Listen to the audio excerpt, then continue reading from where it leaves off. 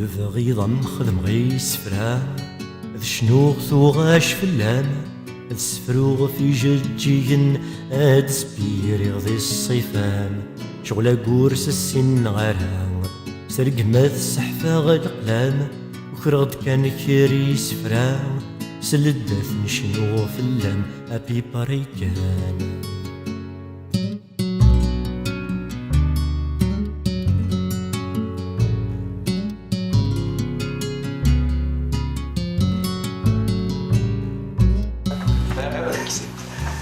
C'est bien l'organisme, c'est ça? Oui, c'est ça. Bon, c'est juste pour ne pas être trop négatif, parce que au début j'ai lancé ce débat sur la femme et l'esprit négatif des hommes par rapport à la femme. Non, je peux dire que le fait que je sois présente peut-être aujourd'hui, c'est qu'il y a quand même un pourcentage assez important des hommes kabyles qui respectent la femme. Mais il fallait parler de ça parce qu'il y a quand même cette minorité et il faut qu'on parle de cette minorité. Moi j'ai fait mes études en Algérie, ça fait 6 ans que je suis en France. Et j'ai des frères, je suis la plus jeune de ma famille. J'ai la chance d'avoir des frères qui ont cette ouverture d'esprit, qui ont du respect pour la femme. Si je dis qu'il faut parler de ça, moi, jusqu'à l'âge de 18 ans, je croyais que la femme kabyle était libre. Je vis dans une région où la femme, où toutes les femmes, je peux dire que même les femmes plus de 90 ans dans ma région, elles parlent la langue française. En fait, hein. Je viens d'être Hicham, je viens de Michelet. Dans ma région, les femmes, elles travaillent depuis les années 60. Ma mère, elle a toujours travaillé, même si elle n'a jamais été à l'école. C'est quand j'ai été à l'université, beaucoup plus au lycée, j'ai rencontré des filles qui... Ça m'étonnait d'entendre des fois un certain discours où la jeune fille, elle n'a même pas le droit d'adresser la parole à son cousin, ou qu'elle fasse la bise à son cousin.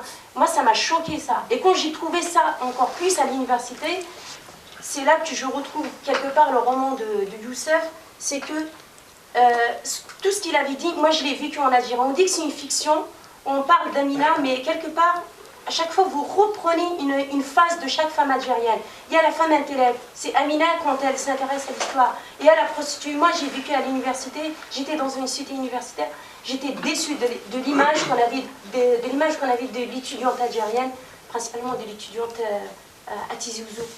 On était là pour étudier, on trouvait quand même des hommes qui tournaient autour de la cité universitaire, c'était choquant. Moi, quand je sortais de la cité universitaire, je me sentais au niveau bas, parce que je voulais représenter une femme cultivée, qui fait des études, mais quand je voyais les hommes qui tournaient autour comme des vautours, je m'excuse pour ces termes, ça me choquait parce que quelque part c'est de ma faute. Je suis une femme et tournais autour d'une cité universitaire pour jeunes filles. Il faut qu'on parle de ça. C'est vrai, c'est pas pour dire que les hommes kabyles ne respectent pas la femme, mais il y a cette minorité, il faut l'exterminer, cette minorité. La femme, oui, quand je dis exterminer, dans le sens il faut lui changer d'avis, je ne suis pas une terroriste. Et un deuxième point, c'est juste pour que j'aille au bout de ce que je voulais dire, quand c'est ça, parler de l'islamisation, quelque part, je pense qu'on est tous coupables, et si on n'arrête pas de parler, on est coupable parce qu'on ne véhicule pas notre savoir-faire. Entre la génération de Youssef, quelque part c'est la génération de mes frères, quand je vois leur savoir-faire, comment ils savent faire les choses, l'information qu'ils véhiculent, et notre génération, la génération qui vient d'arriver, moi je suis choquée quand je rentre en vacances en Algérie, je trouve des jeunes de 14 ans qui vont à la mosquée. Je ne suis pas contre aller à la mosquée, mais ils ne trouvent que ça comme refuge, parce qu'il n'y a rien. Il n'y a rien. Avant, il y avait une association qui avait ouvert une bibliothèque où on faisait des donations de livres pour ces jeunes, mais là, il n'y a rien. Quand je rentre, le seul refuge des jeunes, c'est la mosquée. Quelque part, nous aussi, on est coupable derrière la génération d'avant, on est coupable parce qu'elle n'a pas su faire passer l'information. Et quelque part, voilà, c'était juste une idée que je voulais... Merci. Alessa, c'était un beau témoignage.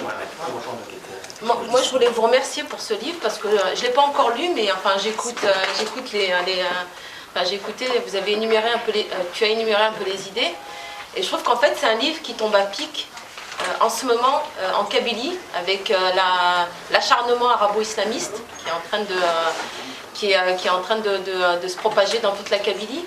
Et en fait, tu as énuméré un peu, enfin, on connaissait hein, la corruption algérienne, etc. Tous ces sujets sont assez connus, mais tu as mis un point sur l'inceste, qui est tabou. Et je pense que c'est la première fois qu'on parle de l'inceste dans un livre. Donc moi ma question c'est de savoir, si tu as écrit ça, c'est que ça te tenait à cœur. Et je voulais savoir si ça existait en Kabylie. Est-ce que tu as rencontré des femmes qui aidaient justement des jeunes filles qui ont subi l'inceste? Parce qu'en ce moment, moi quand je suis partie l'année dernière en Kabylie, j'ai été choquée par le nombre de jeunes filles qui étaient enceintes, qui avaient 12 ans, 13 ans et qui étaient enceintes et qui ne savaient même pas qu'elles étaient enceintes. Donc leur mère les emmenait chez le médecin et soit elles se faisaient avorter ou soit les mères elles faisaient des choses pour cacher dans cette société, attention, où tout est tabou, il fallait cacher la grossesse de la jeune fille. Donc je voulais savoir si tu étais en contact justement avec des associations, Non, pas vraiment, parce qu'il faut vraiment une prise de conscience. Non, franchement, je ne suis pas en contact avec ce genre d'association, mais bon, maintenant je suis déjà à Paris depuis quelques années. Mais ce phénomène, comme d'autres, existe. Ce livre, c'est pas un livre sur l'inceste, attention. Non, j'ai bien compris, c'était voilà. Un des points. Mais quand je dis... pourquoi d'abord j'ai décidé que ce soit la femme qui parle? Parce que la femme n'a pas toujours le droit de prendre la parole. C'est pour ça que je me suis mise dans la peau d'une femme et c'est elle qui raconte les choses. Maintenant, quand je dis la condition de la femme, on est en train d'en parler et on peut rester des jours ici, on va encore en débattre. Hein. Mais maintenant, je pense que c'est bien d'essayer d'avancer les choses. Je pense que ce serait bien de faire des synthèses, ça serait bien de voir un peu la réalité des choses. Hein. Encore une fois, moi-même, peut-être je vais dire des choses qui sont un peu approximatives, parce que en Algérie, en Afrique du Nord en général, il n'y a pas de transmission de savoir. Les universitaires, les intellectuels ne jouent pas leur jeu et malheureusement, souvent ils sont corrompus. Le drame algérien d'aujourd'hui, c'est que le système en place a corrompu pratiquement 95% de la population. Donc, c'est ce que je disais tout à l'heure, c'est la course à l'argent. Maintenant, ces phénomènes existent effectivement en Kabylie. Ces phénomènes sans collatéraux de la situation politique. Ils ont existé de par le passé, mais ils étaient tus. Il faut savoir aussi qu'il y avait des lois très sévères en Afrique du Nord, pas seulement en Kabylie, hein, par rapport à la femme qui faute. Je voudrais revenir à la condition de la femme en Kabylie. Bon, j'ai vécu là-bas jusqu'à 26 ans. Il faut arrêter aussi. Nous sommes une société comme toutes les sociétés. Nous avons nos problèmes, mais si comparant le comparable, comme on dit, nous sommes un pays tiers-mondiste, la femme kabyle n'est pas maltraitée par rapport à d'autres femmes. Moi, je dirais même le contraire. C'est l'une des régions où la femme est respectée. Il y a la monogamie, c'est très important de le signaler, où la femme a le droit de parler chez elle. Elle a le droit, en Kabyle, on dit la femme, c'est ce phrase. Après, c'est vrai, on a beaucoup de choses à apprendre, mais je suis contre aussi l'émancipation au titre on apprend progressivement. Je ne vois pas... merci pour votre témoignage. Vous êtes plus apte à en parler en réalité. Est-ce que vous allez en Kabylie ces derniers temps? Oui. C'est vrai? Votre dernier séjour, c'est quand? Ça fait 2 ans. Ça fait 2 ans, mais je suis en contact continu avec des cousins, des cousines.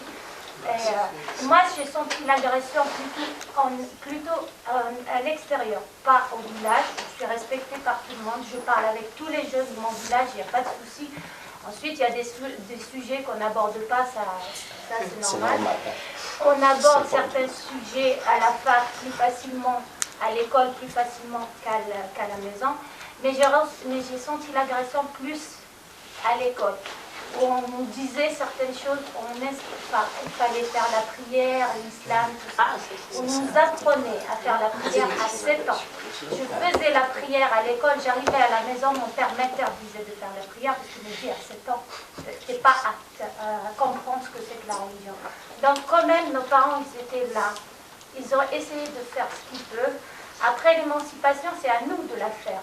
Mais pas de façon anarchique quand même. Il faut la faire progressivement et avec notre modèle, pas en suivant les autres. Voilà. Merci. Oui, je suis là. Oui, c'est moi, je il n'y a pas de problème. Mais comme vous êtes nombreux, forcément, chacun doit attendre son truc. Je crois qu'on est tombé dans un travers bien français, parce que moi, je ne crois pas à cette féminisation du monde. Il y a des problèmes au Kabylie, il n'y a pas un problème de femmes. C'est-à-dire qu'une société il y a une société qui est malade, le problème de la femme est un symptôme, ce n'est pas la maladie. C'est-à-dire quand vous dites les femmes sont malheureuses en Kabylie, est-ce que vous pensez que les vieux sont heureux en Kabylie? Les enfants, sont-ils heureux en Kabylie? S'il y a un problème de la femme, les premiers qui souffrent, c'est les hommes. Il y a un problème en Kabylie,